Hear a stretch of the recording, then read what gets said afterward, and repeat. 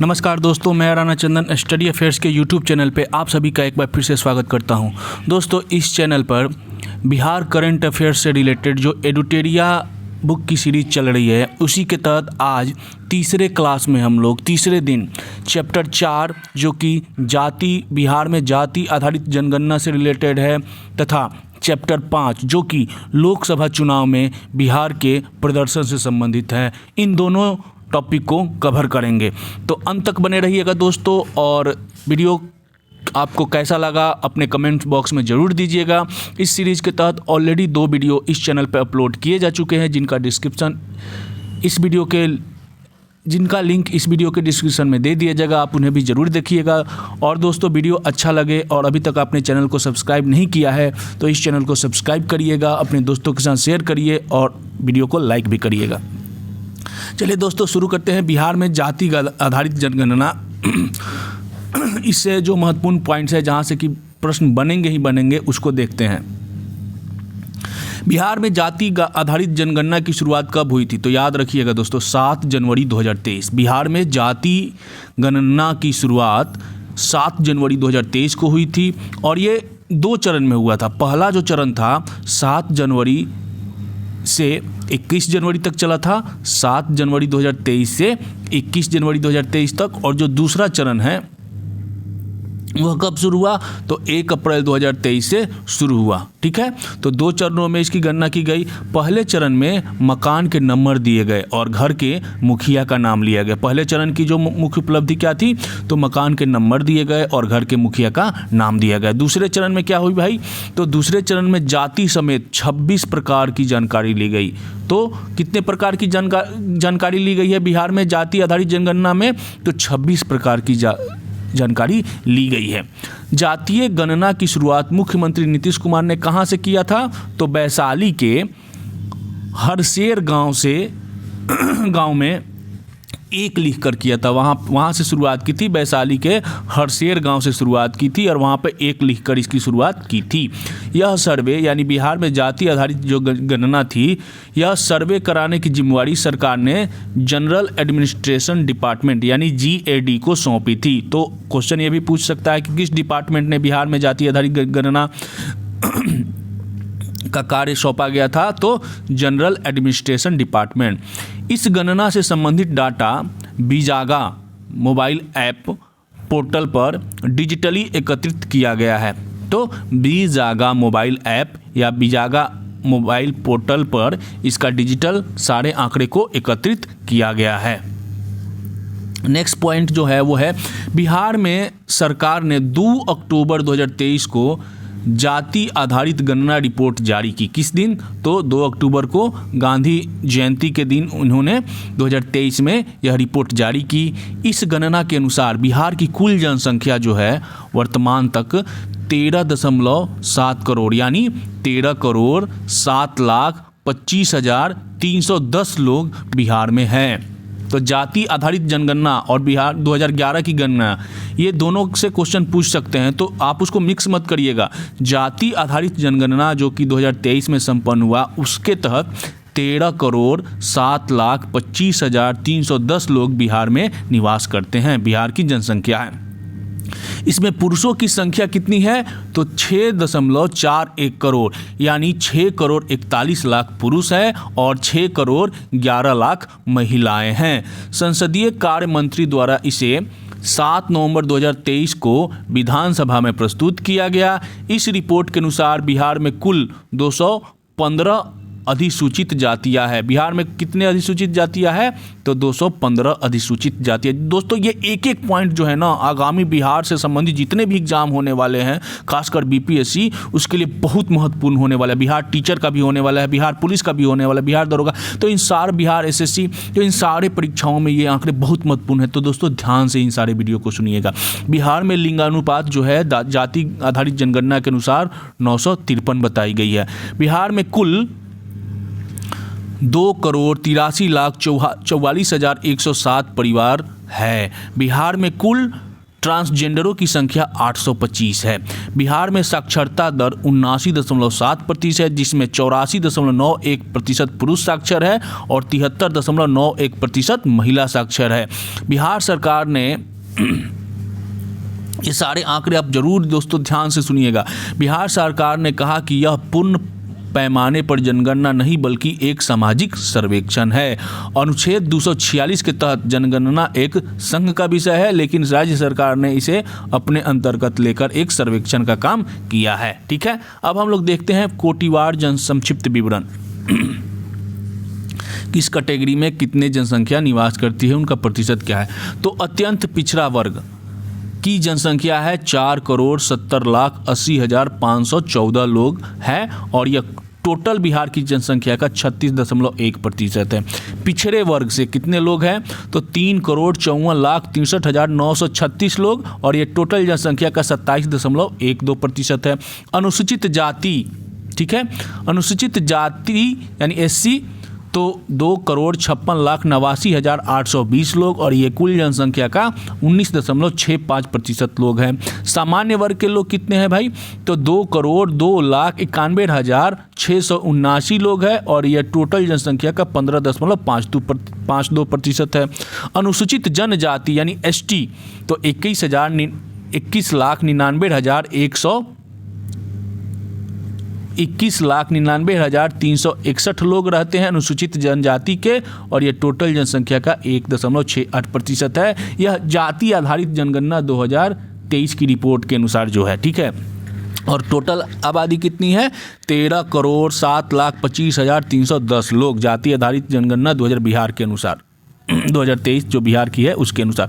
अब इसमें धर्म वाइज देख लिया जाए तो जाति आधारित गणना के अनुसार बिहार में विभिन्न धर्मों का प्रतिशत, तो हिंदू कितने प्रतिशत है बिहार में, 81.99%, मुस्लिम 17.7%, बौद्ध 0.085%, ईसाई 0.057%, सिख 0.011% और जैन 0.009%। ये सारे आंकड़ों को एक बार दो बार आप वीडियो देखिएगा, सारे आंकड़े आपके दिमाग में फिट बैठने चाहिए। अब हम लोग देखते हैं पृष्ठभूमि। आखिरी बार सामाजिक आर्थिक जाति गणना के रूप में जाति गणना 1931 में आयोजित की गई थी, यानी स्वतंत्रता के पहले।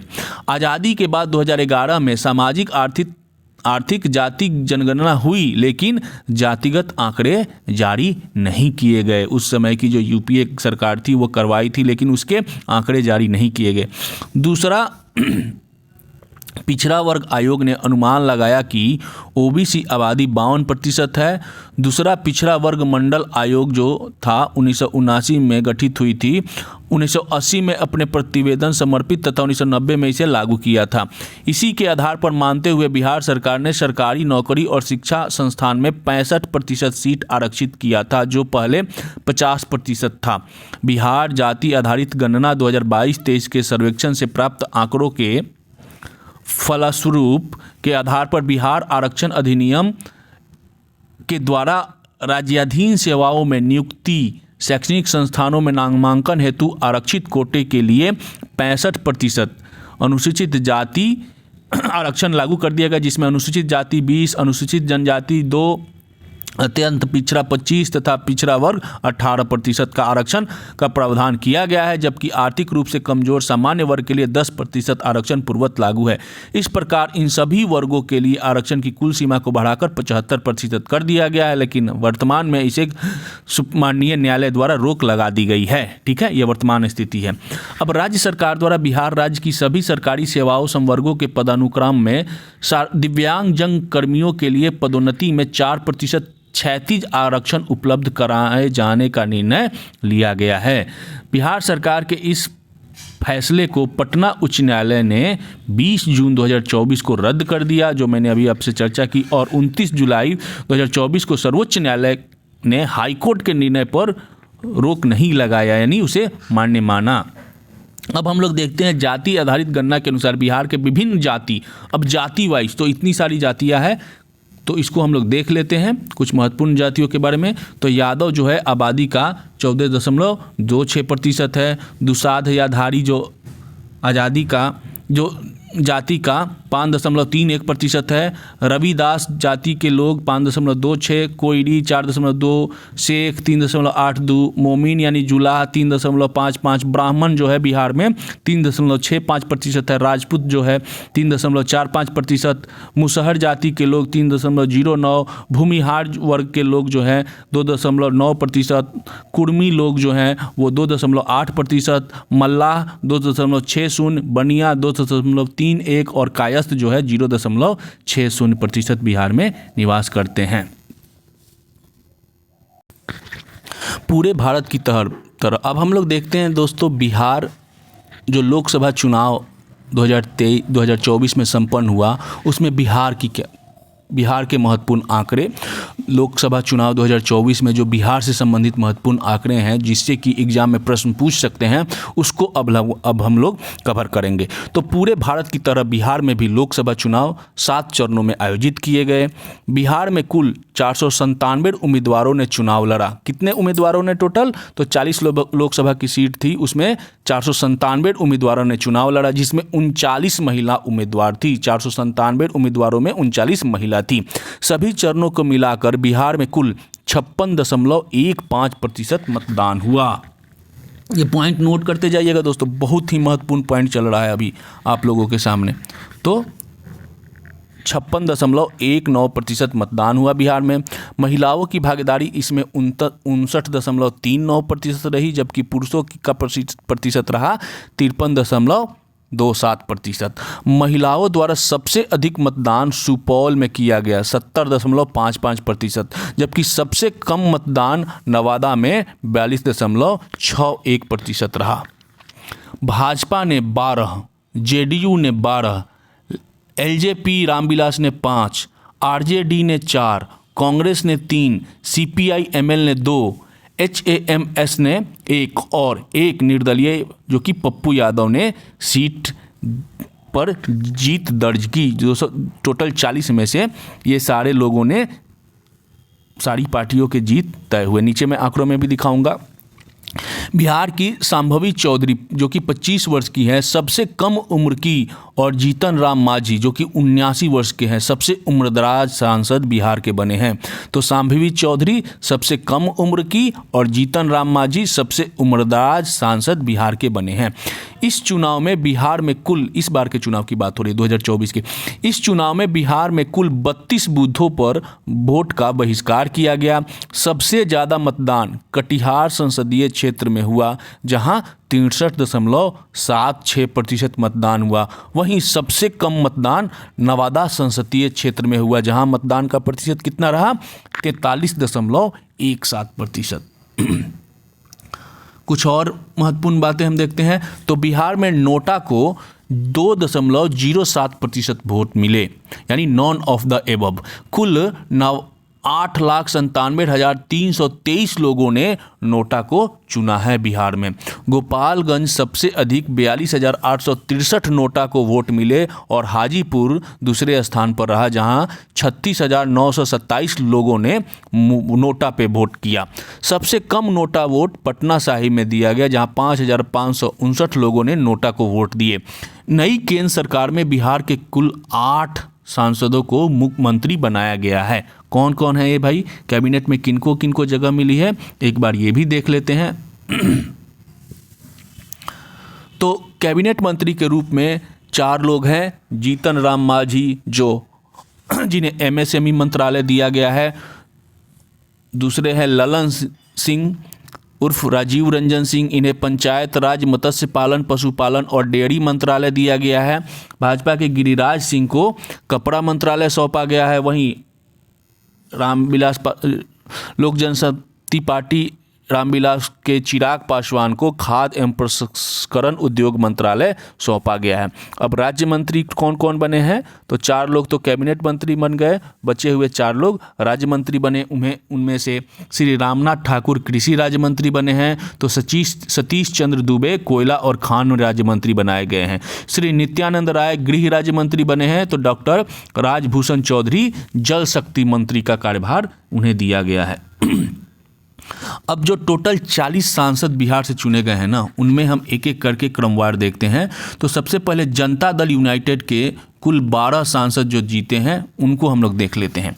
सुनील कुमार वाल्मीकि नगर लोकसभा क्षेत्र से, लवनी आनंद शिवहर लोकसभा क्षेत्र से, देवेश चंद्र ठाकुर सीतामढ़ी से, रामप्रीत मंडल झंझारपुर से, दिलेश्वर कामत सुपौल से, दिनेश चंद्र यादव मधेपुरा से, डॉक्टर आलोक कुमार सुमन गोपालगंज से, विजय लक्ष्मी देवी सिवान से, अजय कुमार मंडल भागलपुर से, गिरधारी यादव बांका से, राजीव रंजन सिंह उर्फ ललन सिंह मुंगेर से, कौशलेंद्र कुमार नालंदा से। ये 12 लोग कौन हैं? जनता दल यूनाइटेड से जो लोकसभा में सांसद चुने गए हैं। अब 5 लोग जो लोक जनशक्ति पार्टी रामविलास के जो 5 सांसद हैं उनको हम लोग देख लेते हैं।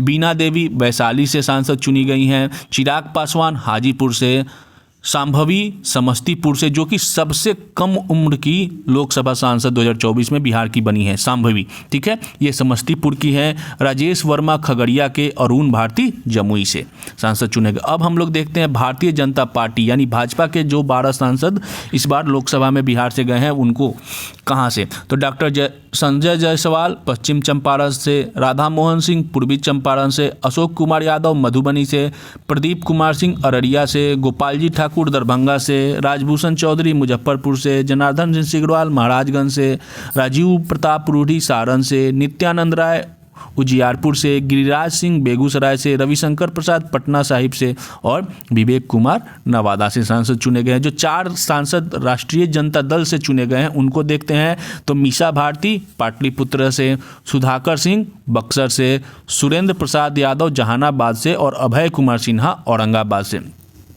उसी तरह 3 जो सांसद है वो कांग्रेस से चुने गए हैं। तो मोहम्मद जावेद किशनगंज से, तारिक अनवर कटिहार से और मनोज कुमार सासाराम से सांसद बने गए हैं। कम्युनिस्ट पार्टी ऑफ इंडिया यानी CPI मार्क्सवादी लेनिनवादी लिबरेशन पार्टी के 2 सांसद चुने गए हैं, सुदामा प्रसाद आरा से और राजा राम सिंह काराकाट से।